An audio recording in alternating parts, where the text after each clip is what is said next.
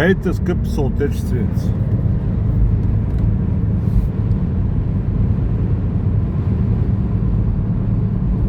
Сега пътувам за Люксембург. Понеже ви е интересно да знаете как живея и много мои приятели, роднини, познати, дори врагове се интересуват от моето житие и битие. Сега ще ви покажа черно на бяло как съм, що съм, какво съм, за къде съм и въобще какви са нещата точно. В момента отивам Люксембург. Люксембург. И съм по пътя пътувам.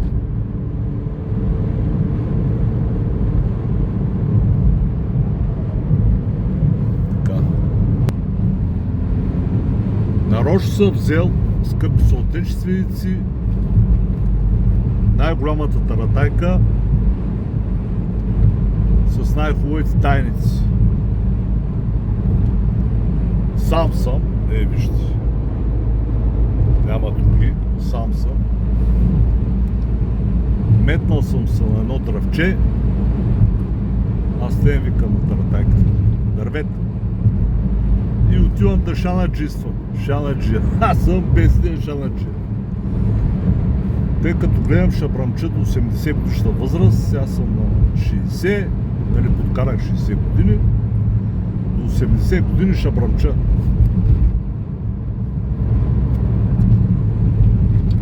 Къде на трафик на цигари, къде на автомобили, такива. Дет няма затвор. Да изкараме някаква пара. Сега не е милиони, милиарди. Обаче не е затвор. Няма отговорност.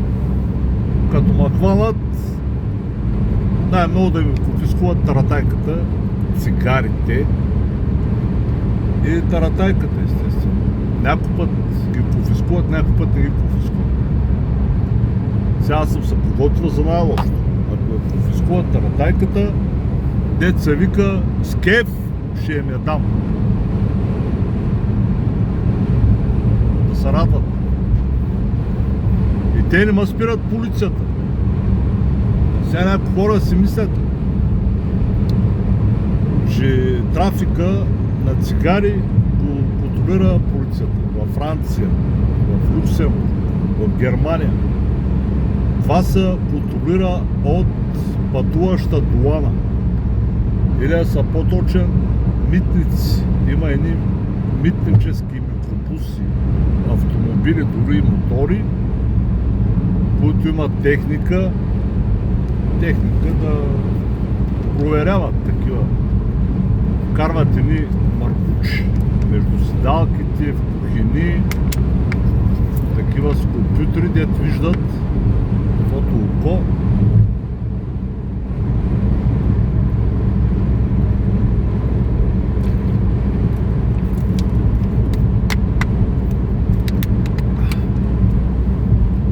Карам да пия вода. И виждат в кухините какво има. Нещо като такива мини рентгени. Те повече търсят дрога. Ама аз не нося дрога. Аз нося само цигари и такова. И тютюн. И тъй. Отивам да трафикирам цигари и тютюн от Люксембург. Люксембург. Да, ще ви кажа къде ще мина.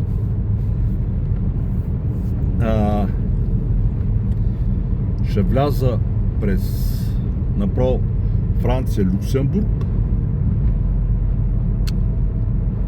и ще се върна през Германия. Германия и ще вляза от Фрайбург. Фрайбург ще вляза пак към Франция. Ще направя на обиколка. Обаче там е спокойно. В смисъл, никога не са ме спирали в Германия. В смисъл, те са ме спирали, но не си ми проверявали това. Автомобил имам ли, нещо нямам. Са прави на вечния турист, сложил съм ни багажи, багажника, са прави на умряла лисица, едни работни дрехи съм хвърлял, едни такива инструменти, бояджийски, строителни там инструменти и са прави на гасарбайтер. И минава, няма проблем.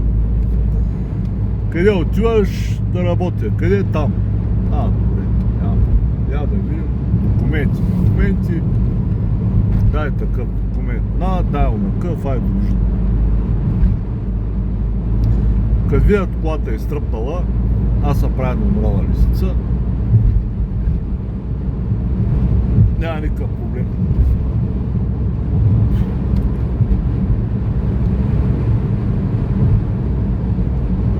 Обаче ако се изпъна с един автомобил Audi A8, BMW 7, ще ме разкостят. И да фърля един костюм, да се обръса, да се изгладя малко, ще ме разкостят. Значи много е важна интервенцията, скъпи съотечественици. Трябва да бръмщи, така че да не се забелязвате от хората. Смисъл да се вливате в обществото и най-добре да се правите на умрели лисици, на работници, на бити кучета и на такива. Даже малко да напуцвате, още по-добре. Още по-незабележимо така напуцвайки. Вижте, аз сега пътувам с таратайката, умятана нарочно. Обаче пък добре върви, дизелчи, 1.9 мотор на 360 000 км. Вижте, не знам дали се вижда. Чакай, това. Да, 360 000 км. Тарата. Обаче върши перфектна работа. И с тази таратайка, живот и здраве, бати Николю ще изкара между 2500 и 3000 евро. С кофтия отивам, вземам 2 бака, това са 100 стека цигари и малко тютюн, мушкам ги в тайниците, имам тайници, в тази кола имам тайници за 2 бака, влизат като маса. То може даже малко повече, но от 2 бака и 2 стека нагоре почва затвора. И затова ги държа точно на 2 бака. Защото са ме хващали 100 пъти и знам за какво става просто. Така! Това е моите неща. Значи, бръмча на цигари. Оня един продавах един автомобил, един Passat, много хубав. Passat 6-та серия, много добър. Бях го взел много тънко за 300 евро. Поизпънах го малко, той пък взе, че там тя ще се обезвъздуши. Не беше чак такъв голям проблем. Смених му нафтовата помпа и като тръгна този Passat, направих му технически преглед, контрол техник, както се казва на френски, застраховах го и го продавах като паляп. И ми оставаха едни много пари. Абе много. Там изкарах към 4000 евро. Както и предполагах, че стане. Сега викам да изкарам още 2500-3000 и да викам и ура. Да идем да пим и да викам и ура. После сега идва събота и неделя, ще се размажа. сгодни румънки, сгодни украинки, сгодни албанки за по 30 евро. Кефа е потресаващ. Млади, 18 годишни пиленца. Кеф. Отделно ядени и пиени на тумбак, то като и пълен джоба, не набъркан циници. И така живе бати Николо във Франца. Какво си мисли? Да, малко съм се отдалечил от говоря физически българи. И може би по-добре така, защото стават много интриги, много циркови, завист, нареждания. Повечето общувам с други националности. Чеченци, арменци, такива мароканци, португалци, такива украинци, повече с такива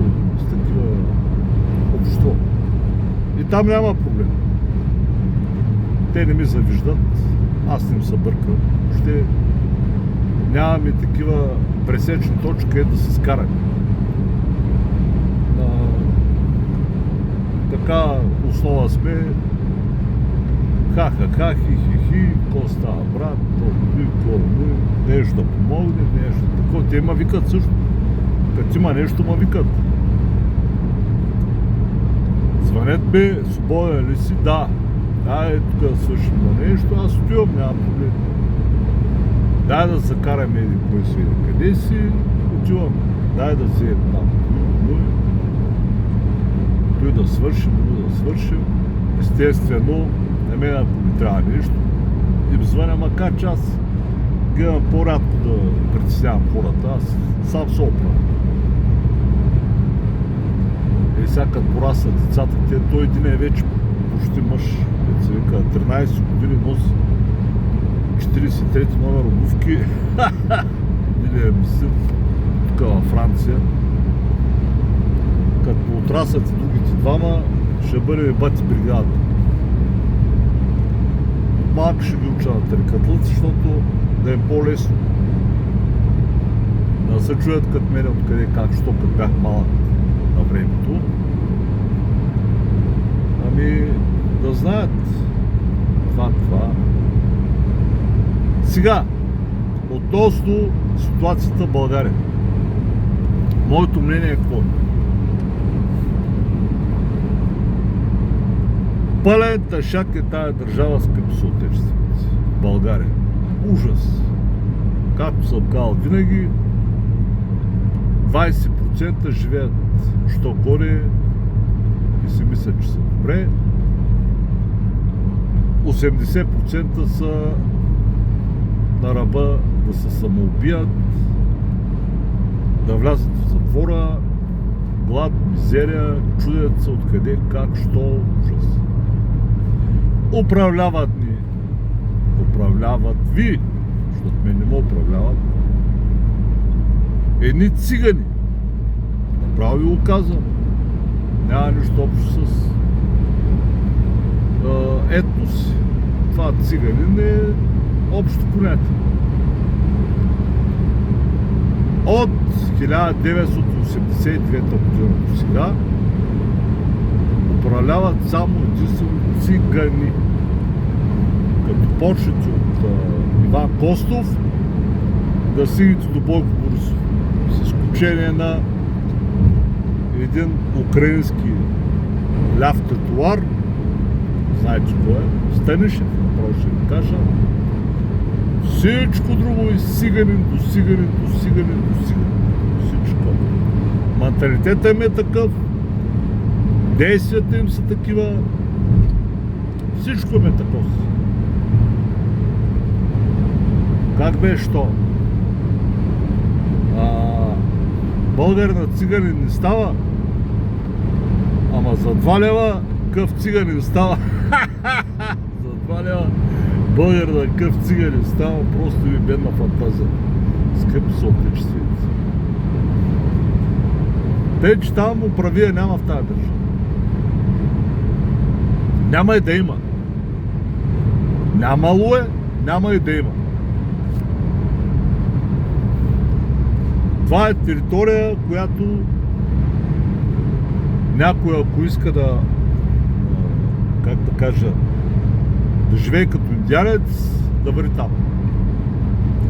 Обаче,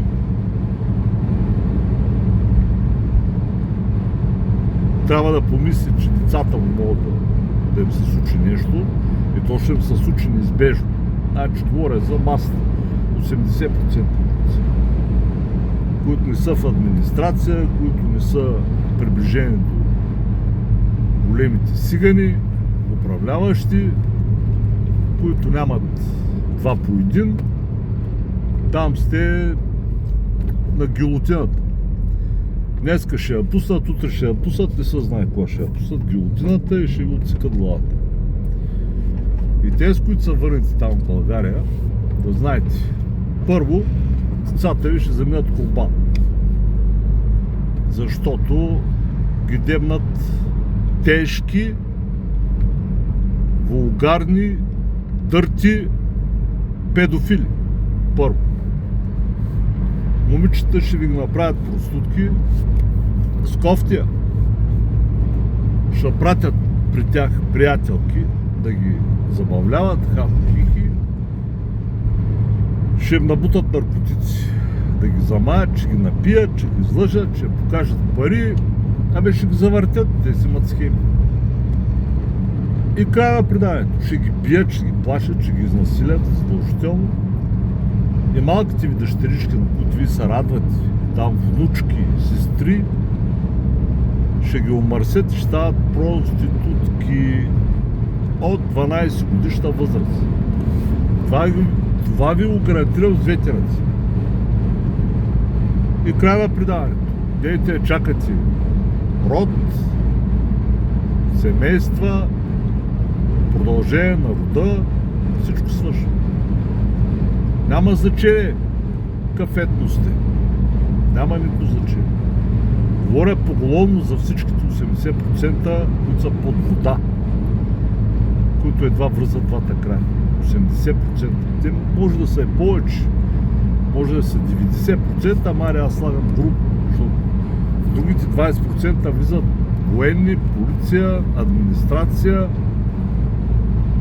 свързани фирми, групировки, там слагам тези охранителни фирми, които са намръсти бивши комунисти, тия деца правят на важни, Аркус, Маркус, Делта, Гард, там всякакви църву, Щит, Мит, Капути. Вие сте, той са 20%, нали, общо. Плюс администрацията, пак да повторим. А другите 80% сте потърпевши. Потърпевши. Пътува се тук бати Николю. Вижте. Ще се казват, ма изпреварват. Карал като мряло кучи, медалист. Бит пес, правя с умряла лисица, незабелязана. И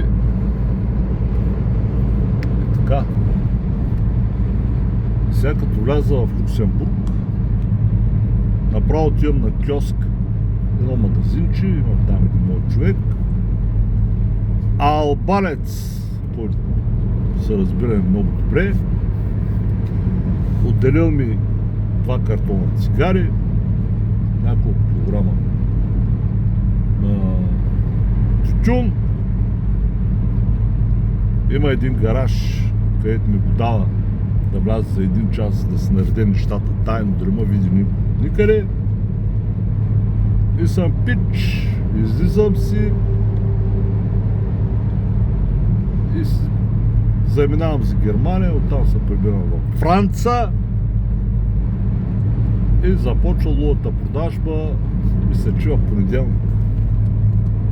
Почвам да ги продавам цигарките, като един топъл ляп. Защото на магазина са 13 евро. на 8 кинта, на 8 евро качествени цигари избиват се да ги купуват. И аз ги продавам в такива места, където не живея там, далеко. Става въпрос за из Париж, където има много хора и нещата се случват. Така. За България ви казва, скъпи съотечественици, събирайте си партакеша, 100 пъти се ви оказал, махайте се от тая дупка, ще ви избият децата, ще ви ги направят проститутки момичетата, момчетата ще ги направят наркопласьори или ще ги придърпат в някой, нали, те ако са по-по нас, в някаква групировка, ще ги омърсят, ще ги настроят също баща, майка, ще ги направят идиоти или вие ще се подлъжите, ще ги вкарате в полицията да работят, там ще ги направят други идиоти, там е ужасно. България е ужасно. И ще или ще стават наркопласьори, или ще направят някаква друга голяма кражба, или грабеж, и ще отчитат дейност. Защото те ако живеят в нормална държава, имат нормални доходи, имат гръб, имат социална система, те няма да правят глупости. Няма да занимават с наркотици, с проституция, с педофилия, с такива говна. Те ще живеят нормално и ще се развият нормално. Говорим за малките деца. А такива големи, като мене 60 годишни, дето пръвчат навънка дори. Сега някой ще каже, добре, ти какъв пример даваш, ти живееш по същия начин, само че в Франция. Да, живея по такъв начин, защото законите го позволяват, защото има вратички в законите. Получил съм ги нещата и виждам, че се получават и вместо да става в 4 сутринта, когато нормалните хора, нали, говорим да става в 4 сутринта да ходя на работа, когато нормалните хора се прибират от дискотека, аз път до обяд отивам седмицата един път или два пъти, или 2 седмици там, зависи какъв кеф има. Вземем цигарки, продавам ги и работата готова. Парите са готови. Или намирам 2 коли, оправям ги, продавам ги, айде. Няма данъци, няма чиста печалба. Чиста печалба! Така. Да се отвори. Тук вече съм на нещо като магистрала. Безплатна. Вижте във Франция пътища какви са безплатни. Няма дупки, няма копки, няма ремонти, няма нищо. Няма ремонт на ремонтите, да ти е кеф да караш. Няма проблем. И така, сега да говорим малко за световната политика. И почва да оставам, защото мисля да скоча педалите, да дигна 240 и по-бързо да свърша мероприятие. Тата с колата и пише, 240. 240. Пише ли? Пише. Не съм ги дигал, ама 220 съм дигал. Стая таратайка. Тъй. Световната политика, да си кажем мнението като един познат ютубър на мнозина хора.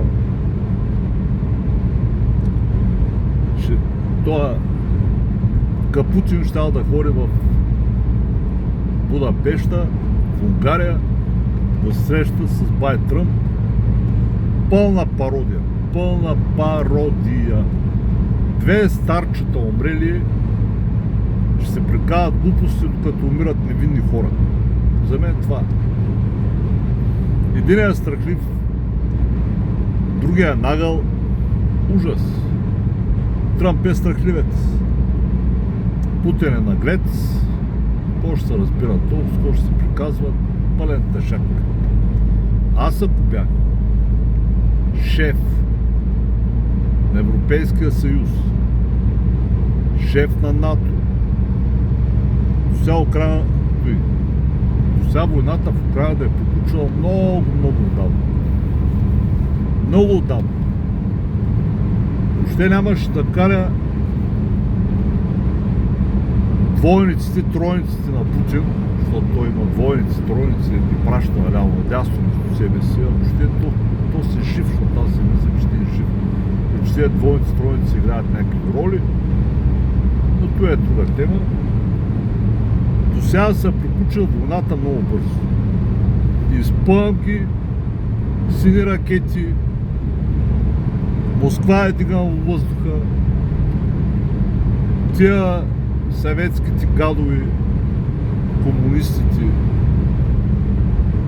които лъжат и внушават страх на европейските гейтаци, че имали не знам си какво оръжие, ядрени, пълен тъшак. Аз съм говорил с стари генерали, украинци, които са работили в КГБ на времето. Даже имахме такова видео, срещнах такъв човек в Швейцария. Аз го срещнах по препоръка, един друг човек ми даде координатите, говорихме точно от тази тема и този човек ми каза, оръжието от Съветския съюз, което беше на времето, ядреното е негодно за никаква война, то е бутафорно, всичко, което е правилно в Съветския съюз, не работи качествено и ако стане една война истинска, Русия ще изпуши много бързо, защото те нямат и хора, първо, и второ, нямат и качествено оръжие. Имат един единствен калашник и до там. Такива ракети, дето плашат, балистични, ядрени, свръхзвукови, не знам, пълен тъшак, пълен. Обаче, от другата страна, пък са гейтаци, леви тротуари. Европейския съюз, всички са леви тротуари, страхливи. Американците са леви тротуари, страхливи. И тия са ги надушили, съветските кадрови, са ги надушили, че западните кучета са леви тротуари. Юркат ги, вземат територии там от Украина, искат да направят втори Съветски съюз, което няма да им се получи, защото и търпение ще е до един момент. Те гейтаци, ма се в един момент ще се появи някой машкар там край тях и ще каже, абе дай капутина ти проси, я чай да те изпълна аз тук да си цени американски ядрени ракети, да даде шофера. Никой няма да се намеси. Ни Китай, ни Иран, ни Северна Корея, никой. Ще се плюят на апетити и няма да остане един да поддържа съветските гадове, комунистите. Един няма да остане. Китай чакалят Русия да се разпадне и да умре, за да вземат Сибир. Това е мисълта. Те нямат територия. Те много народ, милиард и половина, нямат къде да живеят. И най-близкото място им е Сибир, че ако може и половината Руска федерация да лапнат, точно по китайците. Те си гледат техния интерес. Ще върнат да стават изкупителни жертви заради някакви съветски комунистически там на Капутин глупостите. Забрани. То ако беше те, до сега са го направили. Или там уния нормалните от Северна Корея, които помагат на Капутин, до сега са приключили войната, ако са толкова страшни, толкова силни. пълен тъшак. Проблема тук е, че умират пред цялото нещо, като се случва, умират невинни хора. Невинни деца. Както спът дечицата на определено семейство, защото в Украйна живеят само украинци. В Украйна живеят много българи. В Украйна живеят арменци. В Украйна живеят грузинци. В Украйна живеят цигани, ако се щете. В Украйна живеят татари. В Украйна живеят много. Те са като България. Много етноси. И тези хора като спът вечер и като ги изпука една ракета и като им избият децата или самите тях, невинните, то са виновни, че някакви цървули искали да правят Втори Съветски съюз. Как да стане Втори Съветски съюз? Като хората вече са яли по парата на първия и знаят, че дърво. Как да позволят да има Втори Съветски съюз? Като са ги смазвали, са ги пращали по лагери, са ги били, са ги избивали, са ги... всякакви там ужас. Как беше то? Са правили експерименти с телата им по време на Съветския съюз. Такива гадости се извършваха, защото и аз съм свидетел, и аз съм живял по това време, само че в България. Съм ходил в Съветския съюз за 2 години и долу-горе има представа. Сега, ако кажете пък къде знаеш, знам. 1980 и 1981 година живяха в Съветския съюз, в град Сургут, Тюменска ССР беше тогава, въобще не ми спорети. Сега как са разделени там републиките в Руската федерация, преди бяха те. И ги знам нещата. Имах познати там, чувал съм, приказвал съм, макар че бях 7-8 клас, 7 клас. Имам много такива спомени. Пресни. Знаете, аз имам слонска памет, мога да ви разказвам неща и ще ви разказвам за бъдеще. От моето минало, богато житейско минало.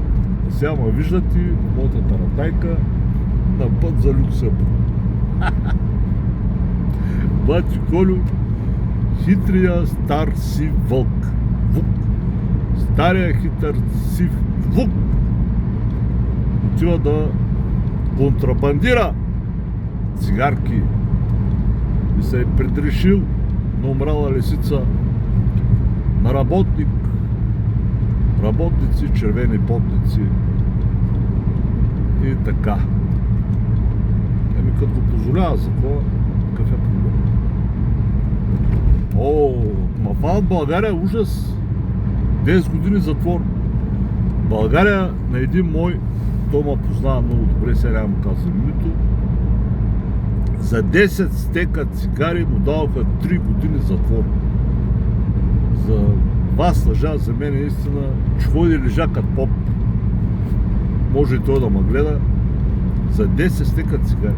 Вие представете ли? По условие, че Бойко и компания украдаха света и Делян Пеевски и ба-малката Булгар табак и продади и взе машините и прави такива нелегални малки фабрики за цигари и продава контрабандни цигари по целия свят, Делян Пеевски. Оттам съм част от печалбите, да ви кажа аз. Нямат един ден арест, а то с моя познат за 10 стека лежат 3 години от затвора. Ужас. Така, бати ви Колю, 3-4 минути. Продължава за Люксембург. Четене, това беше мисълта. Хората невинни умират заради някакви дърти мърши. Путин, Доналд Тръмп помрели гъзове, изкукуригали, изкуфели цървули, умрели в кожата си. Единият страхлив, другия нагъл, се срещат в Унгария.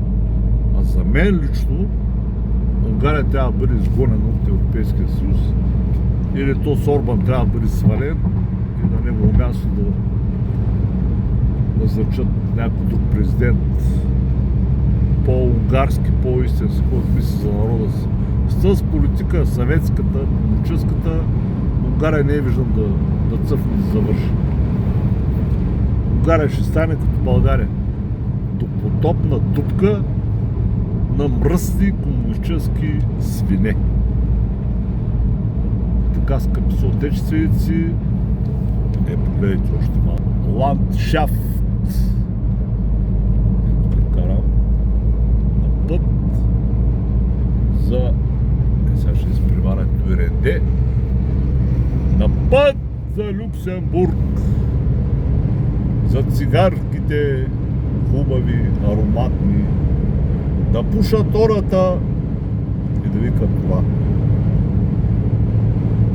Цигарките ароматни, на цени акуратни. За сега ромар от свободния свят. Бати ви Колю пак се включи по някакво време. Вие го гледайте, следете абонирайте са. Тая вечер, най-късно утре вечер, ще пусна едно видео много хубаво на YouTube канала Русев Нюс. И цирка ще е пълен, поне ще има това да гледате, защото те новините всичките са фалшиви, поне да видите реалността в YouTube каналите на Колю Китаец. Сега Ровар от свободен свят, да сте живи и здрави, живота продължава.